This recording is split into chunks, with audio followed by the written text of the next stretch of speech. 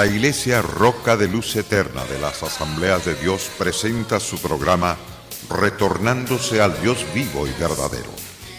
Esperando en este momento Dios toque su corazón por medio de su palabra.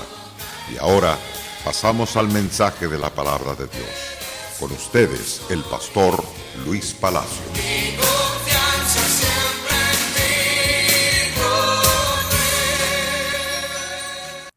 Gracias al Padre, al Hijo y al Espíritu de Dios que habita en nuestro corazón. Les deseamos a todos en nombre de Él que les guarde, les bendiga y les prospere en todas las áreas de vuestras vidas, que es el alma, el espíritu y en vuestro cuerpo la gracia de Dios.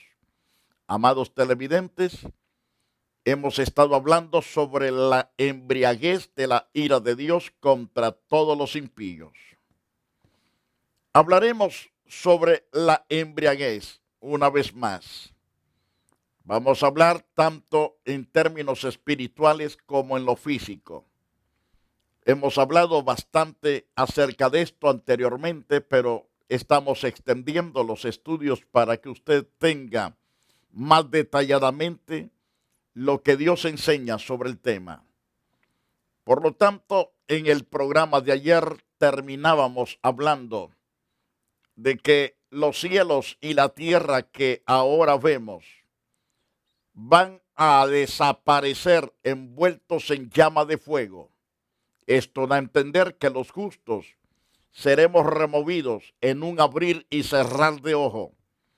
Libro de 1 de Corintios capítulo 15, versos 51 en adelante dice que será una transformación en un pispiliar.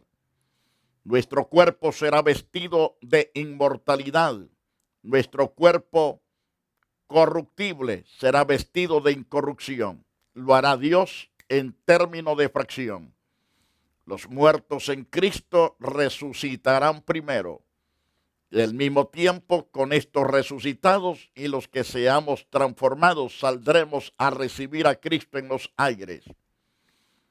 Y entonces, después de esto viene el reinado de Cristo y al final de los 1000 años Satanás es suelto de la prisión y sale a engañar a las naciones. Cae fuego de parte de Dios sobre todas las naciones engañadas que el diablo congrega para hacer desaparecer a la cristiandad que está en Jerusalén.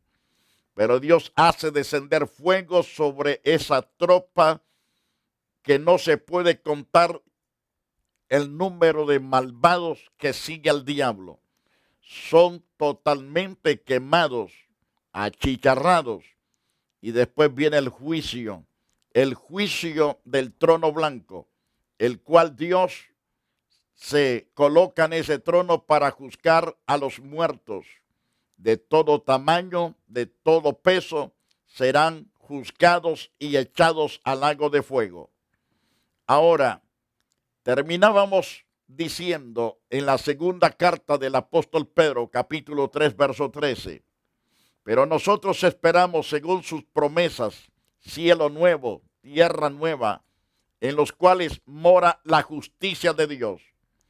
Este cielo y esta nueva tierra no tendrá cárceles, porque no habrán individuos malvados, ni hombres ni mujeres.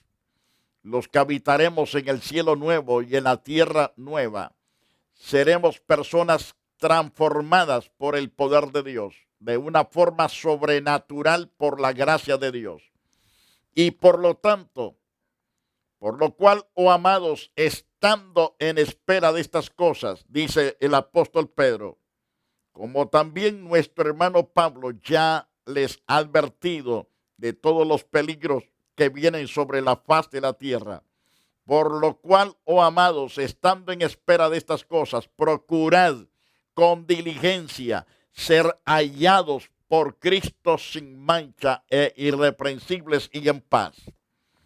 Y tened entendido que la paciencia de nuestro Dios es para salvación.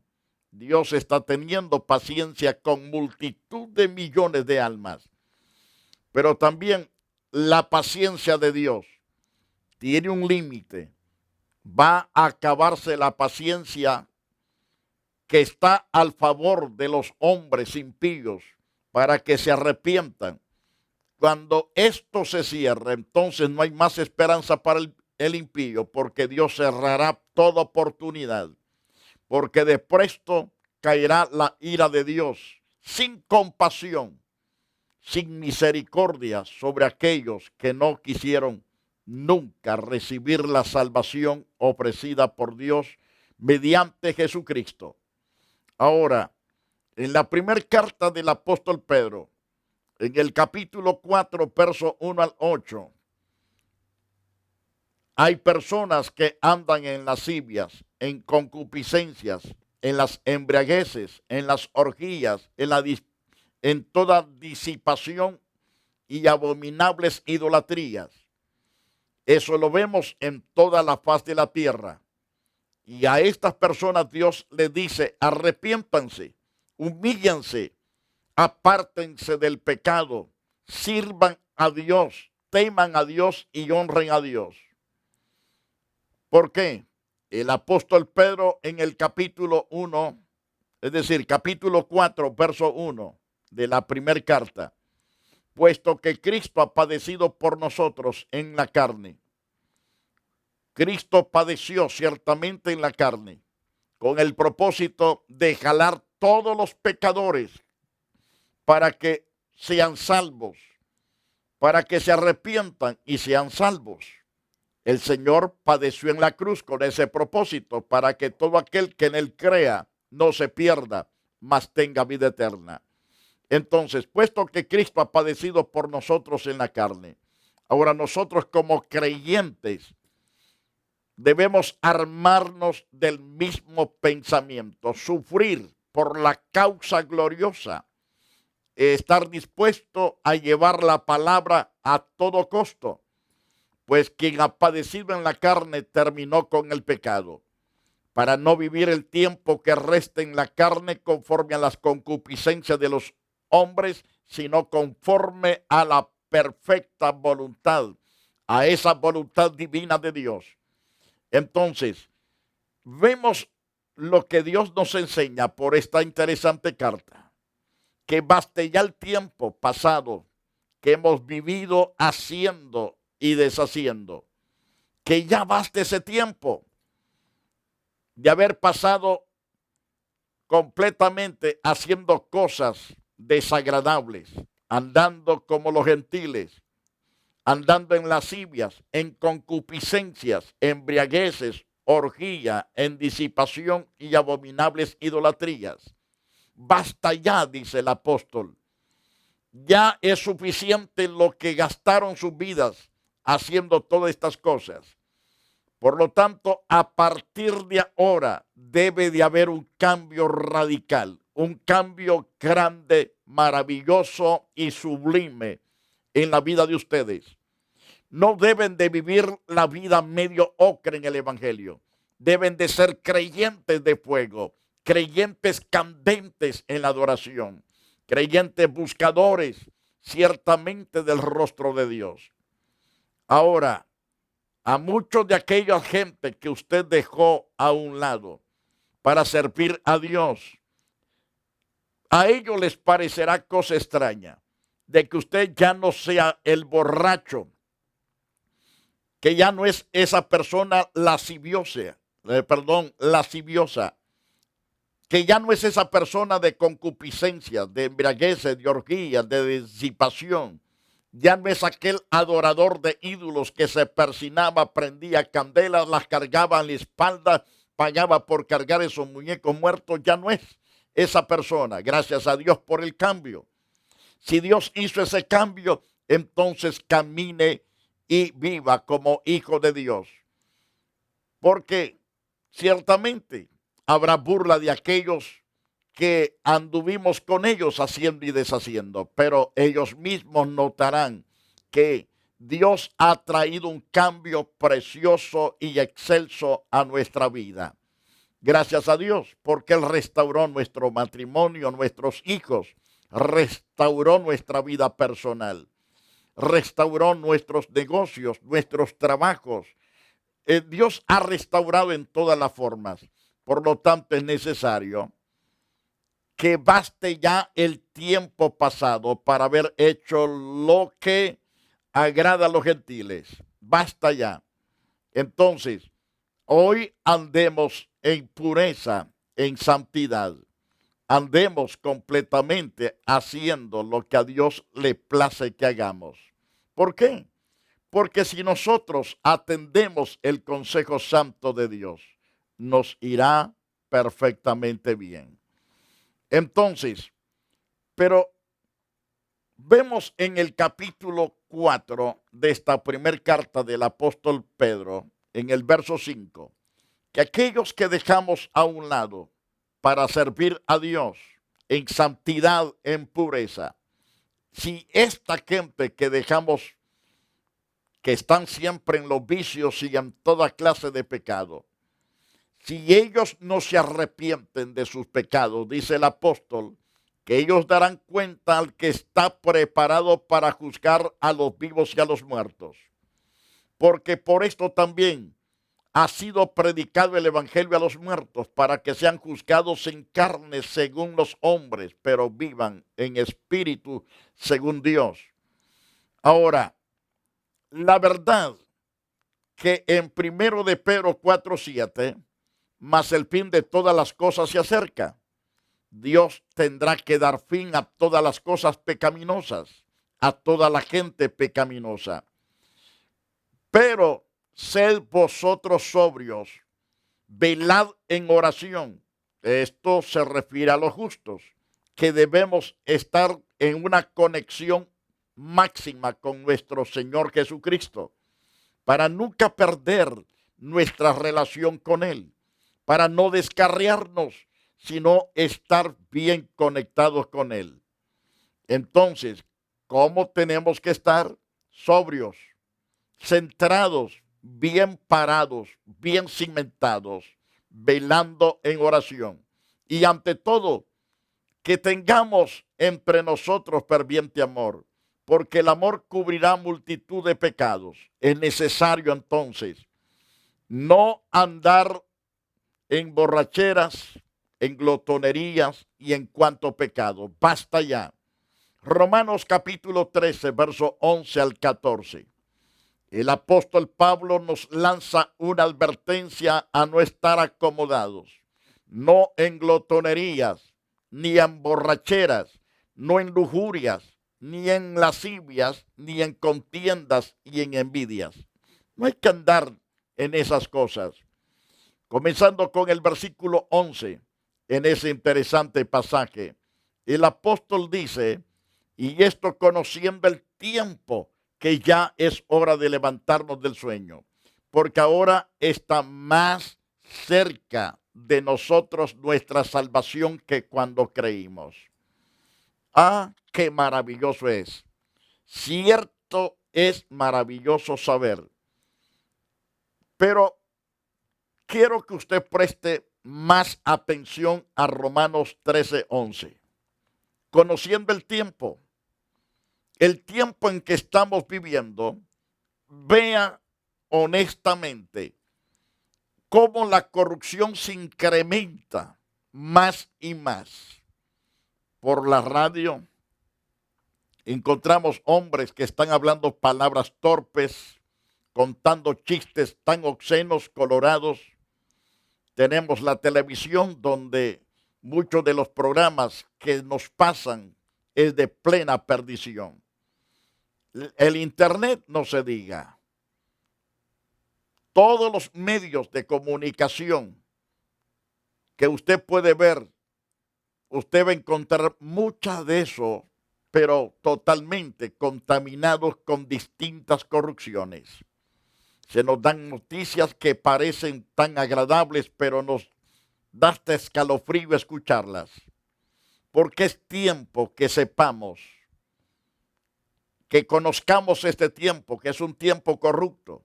Pero a pesar que es el tiempo corrupto, debemos vivir plenamente puros y limpios. Tal vez usted diga, pero eso es imposible, vivir santamente en un mundo que realmente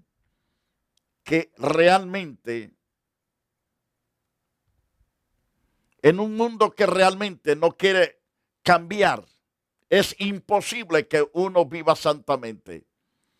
Quiero decirte que el Señor dijo, les envío como ovejas entre lobos. No nos dijo que huyásemos como lobos. Nos envió como ovejas. Se la voy a poner más simple. Tenemos los peces del mar. Los peces del mar están en aguas súper saladas, que cuando hemos tragado agua de las aguas del mar, Dios mío, nos arde el estómago, la sentimos reamarga de tanta sal.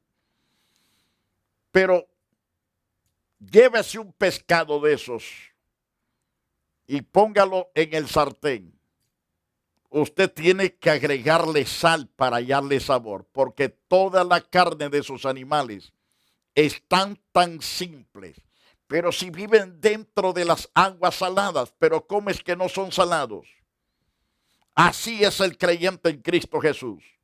Podemos estar en medio de un mundo corrupto, depravadamente corrupto, pero sin contaminarnos, vivir la vida santa mientras ellos viven en tinieblas.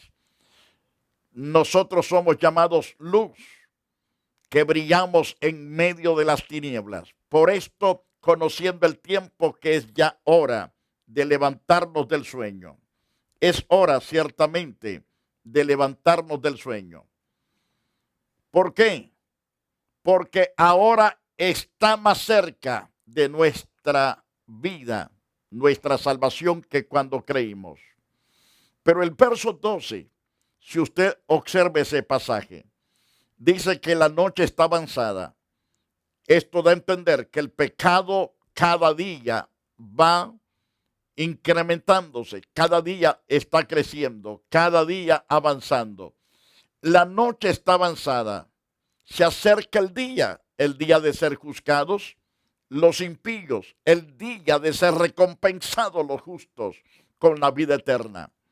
Se acerca el día, desechemos pues las obras de las tinieblas, pero vistámonos de las armas de luz. Esas armas de luz son las que encontramos en todas las páginas de las Santas Escrituras. Y se nos ordena a cada evangélico, a cada ministro, que andemos como de día honestamente. Hablemos con honestidad, ganemos el dinero con honestidad, hagamos negocios honestos. En el trabajo trabajemos honestamente. Andemos como de día honestamente, no en glotonerías, no en borracheras, no en lujurias, no en lascivias, no en contiendas, no en envidias. Así Dios desea que la iglesia, su cuerpo, se mantenga levantado, brillante, se mantenga ciertamente como una antorcha encendida. No debemos andar como el mundo. Para eso nos hubiéramos quedado ahí entre los impíos. Debemos ser diferentes de todos. Para eso tenemos entonces que ser vestidos diariamente del Señor Jesucristo. Debemos también jamás proveer para los deseos de la carne. ¿Cuáles son los deseos de la carne? Las envidias, los homicidios, las borracheras, las orgías, cosas semejantes a estas, acerca de las cuales os amonesto, como ya os lo he dicho antes, que los que practican tales cosas no heredarán el reino de Dios. Si no se ha de heredar, entonces, ¿para qué vivir practicando esas cosas que nos llevan al dolor y a la putrefacción eterna?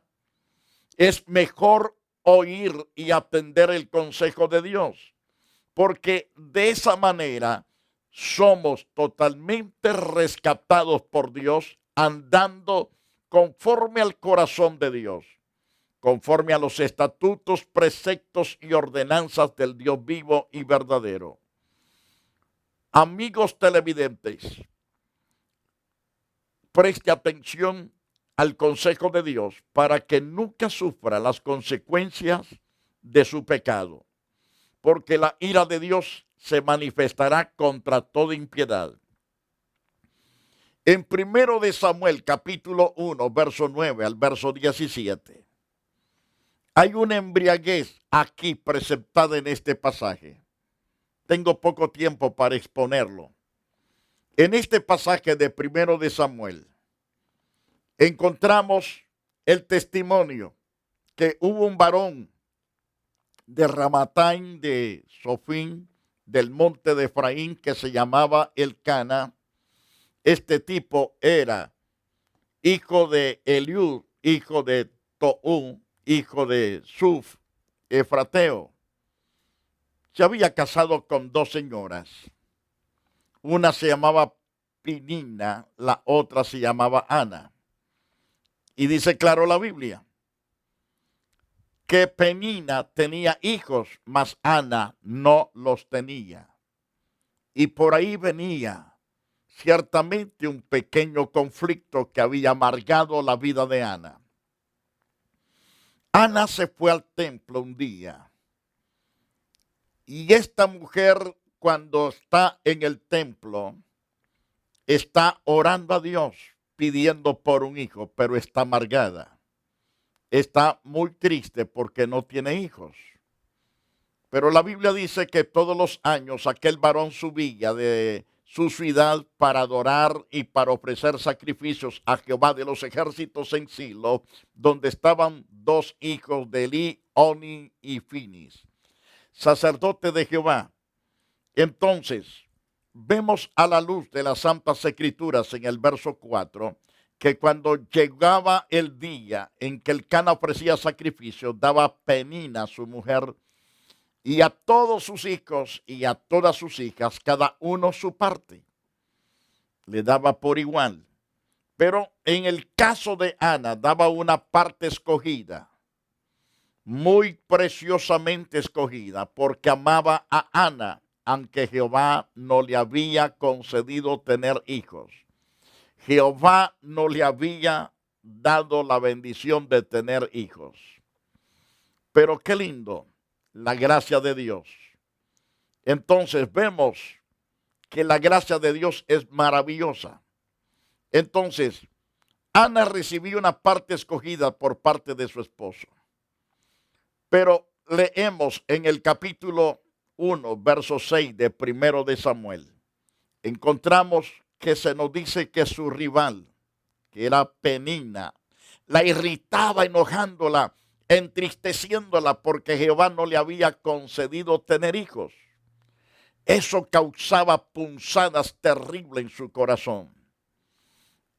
Y así hacía cada año cuando subía a la casa de Jehová, la irritaba, así por la cual Ana lloraba y no comía. Elcana, su marido, la consolaba diciendo: ¿por qué lloras, mi amor? ¿Por qué no comes?